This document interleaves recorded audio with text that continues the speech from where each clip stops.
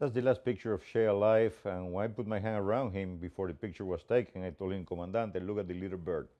To see a man who was so powerful at one point in time in Cuba, and to see the way he was at that point in time. He looked like a beggar, he was in rags, he was filthy, and it was a completely different image of what people perceive of him in the world. In 1967, there was an interest to provide the Bolivian government with the capability against the guerrillas that arrived in the area. My mission was specifically to provide intelligence about Che Guevara and advise them on how to proceed to be able to either capture or kill him. Che Guevara was in Bolivia to be able to take over the country, and if he was ever to be successful that way, he will be able to export the revolution to fight different neighboring countries that they have boundary with. The instruction that we specifically got from the CIA was if Che Guevara was captured alive, to be able to keep him alive at all costs. We received information from the field that Che Guevara had been captured. I was anxious to meet this individual. So on the following day, when we arrived at the Legueras, the area where he was, we all came into the room. He was tied down on the left side of the floor. In front of him was the dead body of a couple of Cuban officers that were killed during the operation. Later on, I came back along to the room. I stood in front of him and said, Che, I come to talk to you. And he looked to me very arrogant from the floor and said, nobody talks to me, nobody interrogates me. So at that point in time, I looked at him and said, Commander, I admire you. You used to believe in what you believe in, though I think your ideas are mistaken.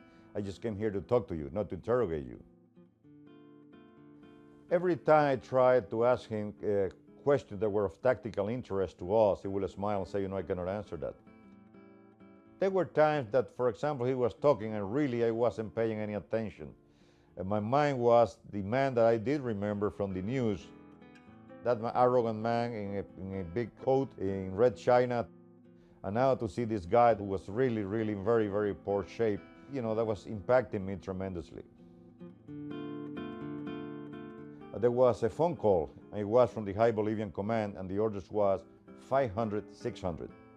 We had a very simple code, 500 Che Guevara, 600 kill him, 700 keep him alive.